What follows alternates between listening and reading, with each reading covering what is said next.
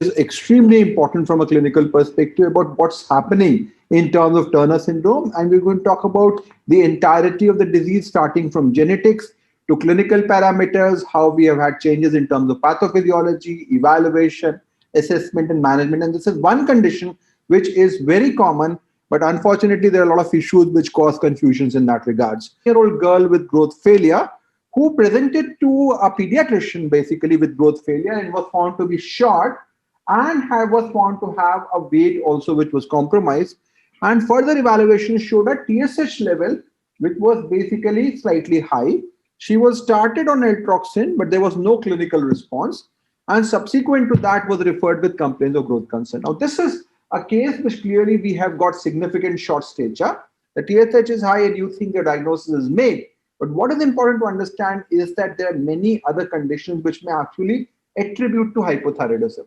So we have seen cases who have celiac disease who have just found to have hypothyroidism and further workup was not done. This happened to be a Turner syndrome who actually had very subtle features of Turner syndrome. So very importantly, while you are diagnosing hypothyroidism, you have to be a bit more cautious, and this turned out to actually be a Turner syndrome. So any short girl, always consider the possibility of Turner syndrome because there are huge implications in terms of evaluation and management which are there. 12-year-old girl with growth failure, again, height is compromised, weight is less, there is no breast development, no pubertal development, typical features, brachymetacarpia and webbing. This is a classical case, and you will say, if you see this case, there is basically webbing of neck, there's wide carrying angles, shield chest, and you will say this is Turner syndrome without any confusion. Now, what happened was that FSH was found to be elevated and growth hormone was started. But unfortunately, this girl did not take growth hormone. That is one aspect because there are a lot of cost issues as well. But she came back 3 years later to us. So this was evaluation done by another center. And when she came back to us, there was an abdominal lump. And this happened to be a Turner syndrome with a Y cell line. Now, we all know that if there is a Y cell line, there is an 8 to 10% chance of having a gonadoblastoma, which may further develop into a malignancy. So in this case, while a diagnosis was established, which is okay, but we did not carry it forward with karyotype. So there are issues in terms of not only diagnosis, but also evaluation, which become significantly important in that perspective to identify in that regards. So Turner syndrome is one of the most common sex chromosome aneuploidies. In fact, one of the most common in girls, 1 in 2,500. It has got a wide spectrum of presentation, and Pratik will talk about how when we should consider that situation. It is often delayed at missed. Even in the developed nations, the average age of diagnosis is around 8-9 years, which is pretty late. In our country, it will be probably like 12 years, so it is quite late. And there are lifelong implications with regards to the heart, the kidney, the eyes, the ears, the autoimmunity. You can have a look at our website, Learning Doctor Society, which has got a lot of information about that. This webinar will also be posted there in the webinar section. So you can go and have a look subsequently on individual videos. From there, you can have a look at our masterclass in Pediatric Endocrinology, which covers the entirety of Pediatric Endocrinology, now approximately 100 modules, using a number of factors. We've got a postgraduate course also, which is a 3-year course for postgraduates. And we've got the books which are available, the MedEClasses books. And just this week, we have published the Indian Journal of Pediatrics, Practical Pediatric Endocrinology book, which is a book which is basically there for guidance with regards to specific management on 30 pediatric endocrine disorders. And there's a MedEClasses application available on endocrinology and pediatrics, both in the iOS and Android, which provides very easy way of assessing and managing these disorders. So iTurner syndrome would be a program which will basically try to cover a number of factors. We'll start off with the basics, basically how the genetics works, how we evaluate and how it has implications. Then Dr. Pratik will talk about pointers and criteria, followed by a bit of assessment, which Naveen will carry forward. Then I'll talk a bit again about growth hormone and cardiac issue. Then Dr. Sain will discuss about what's latest with regards to puberty. And then we have got a big number of cases which will really help us interact. Now, this case was discussed initially. It's a 10-year-old girl with growth failure who is short. TSH was raised and she was started on Thyronorm based on this TSH, but there was no response in the height velocity. So what could be the issue here? So this was actually a Turner syndrome, who had concomitant hypothyroidism. So this basically gives a message that every short girl keep considering Turner syndrome even if you have made a diagnosis. Somebody diagnoses thyroid. See, normally if somebody is very short, TSH should have been more than 100. So that's what we are seeing. So it's a borderline TSH, borderline TTG. Always keep on thinking that Turner's may be there. You start thyroxine, of course, but you may consider Turner's later on in that situation. A 12-year-old girl, this was also discussed, who was short, no pubertal, and all brachymetacarpia were being high FSH, advised GH, did not take GH, presented after 4 years with abdominal lump, and this was a mixed Y cell line, which should have been caught on karyotyping. So again, the big message, FSH is good if you want to make a diagnosis, but it is not enough. You have to do a karyotype to really make a good diagnosis and exclude the possibility of a Y cell line. Now, a 32-year-old pregnant lady underwent a non-invasive prenatal testing, which was suspicious of Turner's. However, there were no changes on the ultrasound. So what changes are you looking for? So I would expect a cystic hygroma, short femur, renal abnormalities, and lymphatic obstruction. So what will you do in this case? There is no clinical features on ultrasound, but just an NIPT was done. So what do you do? So this has to be confirmed with the CVS or amniocentesis according to the gestational age. So this is very, very important, as Pratik already said, that NIPT is unreliable. So we do not rely on NIPT just for the diagnosis. You have to confirm it first and then move from there. A 36-year-old pregnant lady underwent amniocentesis, karyotype showing mosaicism, 46XX and XY. So what do you think? This is a very, very common finding which is there. So could this be a DSD? Could this be a Turner syndrome? What do you think? So first of all, we need to see the pretest probability issues. This could be anything. So we have to look in further. So there was no ultrasound features of Turner syndrome, making the pretest probability very low. So what do you think is the most common postnatal phenotype, karyotype for these individuals? So mostly it is a 46XY, that is a male, and the X is probably a maternal contamination. So when you're taking the sample, there could be a possibility that the XX the cells may have mixed. So therefore you should not rely upon this. And as discussed by Pratik, it's always very, very important to have a proper postnatal karyotype in this situation. So any antenatal karyotype which is suggestive of a sex chromosome aneuploidy, you should always go ahead with one of all. First will be to look at the clinical features of the diagnosis and then a postnatal karyotype. So most XXXY actually antenatal will turn out to be a normal boy with a XY karyotype. This is an important message from there. A 35-year-old pregnant lady underwent amniocentesis showing a mosaicism, 46X and X45X. There was cystic hygroma. So what do you think here, Pratik? So here we have a high pretest probability, and there is a karyotype is also showing. So this, as we discussed, all prenatal testing needs to be confirmed with the postnatal testing. And since there's high probability, this came out to be a mosaicism of Turner. If you're doing a karyotype on the basis of a particular abnormality that you're seeing on ultrasound, the chance is much higher. Otherwise, don't rely just on karyotype. 11-year-old girl with short stature with coarctation of aorta. This was corrected at 1 year of age, and now she presents with short stature and weight and classical features of webbing of neck. So the error here is that she should actually, just because she had a coarctation of aorta, we have to have at that point of time thought of a possibility of Turner syndrome. Often they are missed. Luckily, she came within a year, but she had all the features of Turner syndrome. So do not miss. If you have any of these typical findings, a cardiac defect, which is the most specific defect of cardiac with regards to Turner syndrome? Bicuspid aorta. That's the most common. So which is the most specific? Transverse aorta. So which has got the highest odds ratio? So it's the partial anomalous pulmonary venous return. So if you have a PAPVR, the chances of a girl having Turner is huge, but that's a rare situation. So of course you have to look at that. So if VSD is very common, the chance of Turner will be very less. Similarly, PAPVR will be a very high likelihood, but it is so rare in the general population that if you have PAPVR, think of Turner's, very important. Coarctation is definitely, left-sided defects are very, very important. So this should have been diagnosed at the right time. A 16-year-old girl with primary amenorrhea. Now here we have a good height, no breast development, but pubic hair development is there.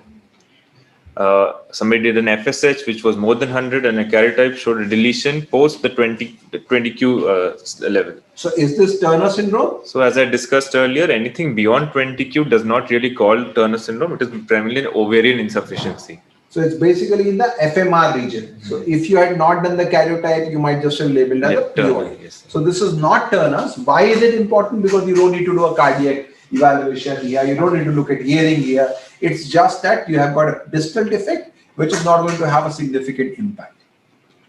A 14-day-old child with atypical genitalia, who there was scrotal fusion and asymmetrical genitalia, ultrasound showed Mullerian structures, and karyotype showed a mosaicism of 45X and XY. So do you think this is Turner's? So of course not, because there is DSD, and we cannot call the DSD as Turner syndrome. So this is a typical XY DSD pretty much.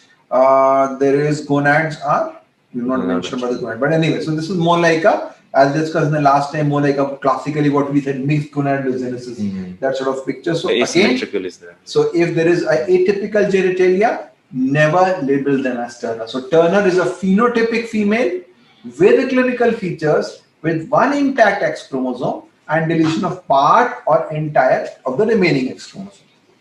A 10-year-old girl with development delay with ADHD, dysmorphisms and syndactyly. The height is extremely short. And is this Turner syndrome is the question.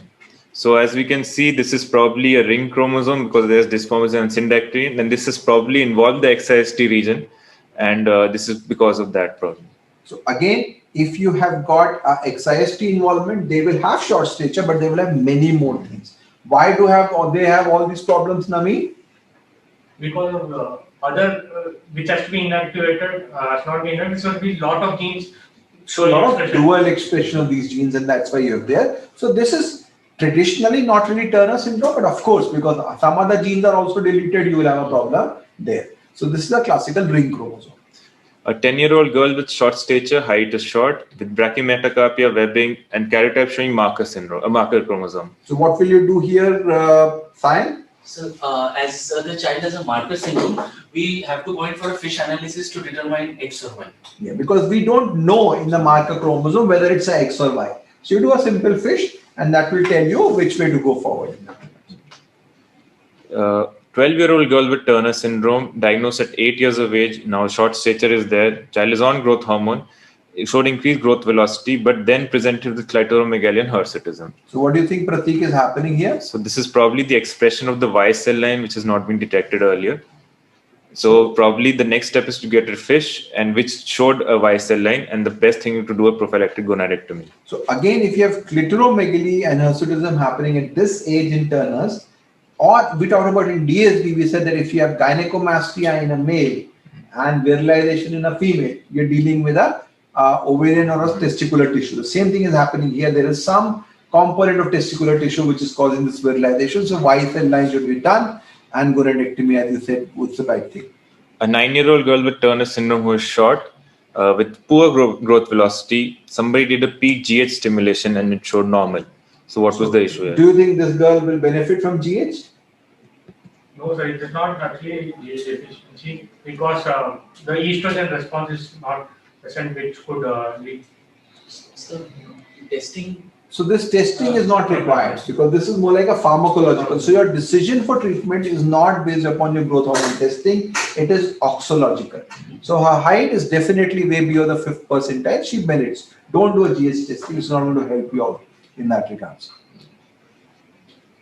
Now this girl was started on growth hormone. The growth velocity was poor at around 3 centimeters per year, despite good adherence and ruling out all the other factors.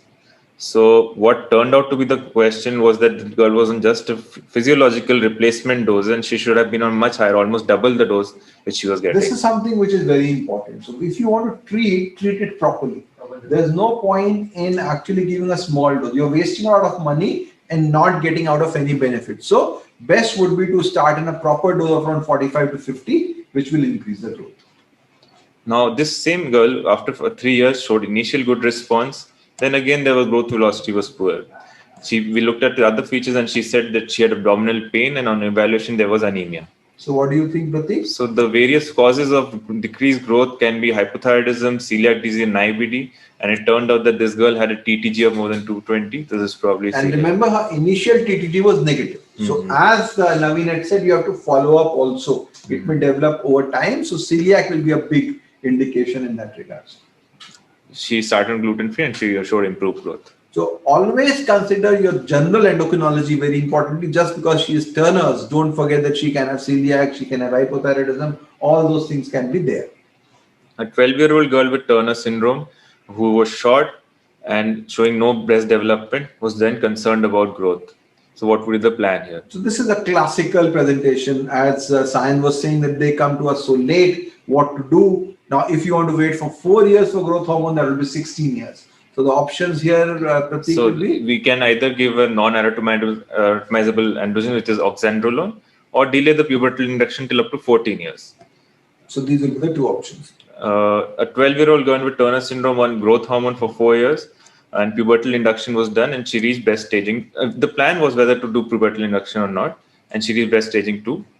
So what do you think? So as we discussed here, we can wait and watch because 1/3 almost progressed. So this is basically a spontaneous development which has happened. So around 5 to 10% can have a spontaneous development. You found that the FSH is not really high, AMH is normal. So in this situation, you can just follow up in that situation.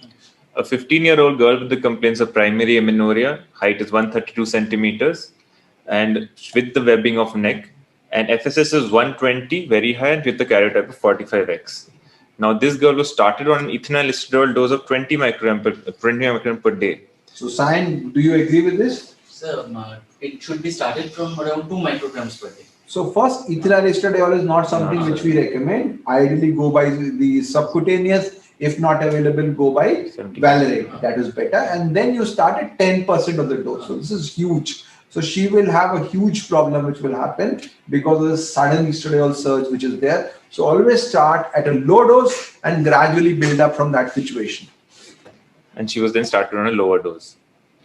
A 14-year-old girl with Turner syndrome, diagnosed at 8 years of age and was on growth hormone for 4 years and hormone replacement for 2.5 years. And this girl was on estradiol Valerate 2 mg, high doses. There was increased breast staging and endometrial thickness was also good. So somebody did an FSH which showed 32 and was in a dilemma what to do now. So Naveen, what do you think? Why is her FSH high? She is Turner, she is on estrogen. You treat hypothyroidism, the TSH becomes normal. But why is the FSH high here? FSH is 32. Despite treatment. Do you increase the dose sign? So there is no role for monitoring of FSH during therapy. It Why? will remain high for a long time. Why? The pubertal Inhibin is the... So basically, this is an important physiological point which we did not raise, but it has come up on the case. As Pratik is saying very nicely, that the major regulator of FSH is not estrogen, it's inhibin. So you have given estrogen, but you're not giving inhibin. So your FSH will remain high. So there is no role of monitoring FSH in the treatment of either Turner's or any form of, like if you talk about male hypogonadism, second primary hypogonadism, we talk about POI, no need of doing FSH because inhibin B you're not giving. So again, somebody did FSH, which is, you don't need to increase the dose from there. She's improving clinically. An 18-year-old girl with Turner syndrome was concerned about her breast size. She was diagnosed at 13 years of age, on growth hormone for 2 years, and had reached high dose estradiol. But progesterone was somehow started after 1 year of giving estradiol. So what happened, Pratik? Why was the breast development not there? So as we know, progesterone is required for the terminal development, and if we give it earlier, there's actually reduction in the breast development and uterine size. So this should have started after 2 years of giving estradiol. So simple thing to remember is that estrogen is causing proliferation, progesterone is causing maturation. If you mature early, as in precocious puberty, you are short. If you give progesterone early, your breast will be short, your uterus will be short. So at least 2 years, 2.5 years should be there. Some people say wait till the periods happen. Some people say the ET more than 5 I'll say minimum 2.5 years is required. No urgency, because otherwise the shape of the breast, the size of the breast, the size of the uterus will be affected. Don't give progesterone early. A 13-year-old girl with Turner syndrome was diagnosed at 7 years of age on growth hormone and estradiol therapy, now concerned of fertility preservation. So as we know, the fertility issues depend on the age of the child and the ovarian reserve. So to assess ovarian reserve, an AMH was done and which was showing normal. So above 2 ng, more than 12 years, oocyte freezing is the best option. So I think what you need to remember is that the ovarian freezing is an experimental therapy. There is no proven report of pregnancy after ovarian freezing. Oocyte freezing is a commonly done thing which happens in IVF. So if you really want to do something, do a oocyte freezing. So that's why we said 12 years, you wait till 12 years. If your AMH is basically below 2, less than 12, then you don't have any option. You can't wait for the oocyte freezing. Because for oocyte, you have to actually stimulate. You have to induce the ovaries, and then you have to do it. It is a complicated process. So young girls, of course, you can't stimulate. But if you have a young girl whose AMH is low, then you can say, okay, let's try a desperate measure of a complete ovarian freezing, and then we will try to take off the oocytes later. After 12 years of age, you can do a oocyte retrieval, although it's a difficult, but can be done. And if your AMH is low, of course, it's not possible because you don't have any oocytes. If AMH is there, like in this case, you can go for oocyte freezing. But all of these are experimental, I would say. So you have to discuss with the family, refer to a proper ART specialist who deals with this, and of course the issues of long-term pregnancy, coarctation, and all those things become relevant. So the next case of the 17-year-old girl with Turner syndrome who received growth hormone and hormone replacement developed sudden abdominal pain, and unfortunately when she presented in the OPD in the emergency, she was in shock. So this was clearly a case of aortic dissection. What was missed was a coarctation which had not been diagnosed earlier, and then she underwent coarctation surgery. So this is a major issue. This is a big risk factor, major cause of death. So keep monitoring. And cardiac MRI is now emerging as an important modality which has to be looked into.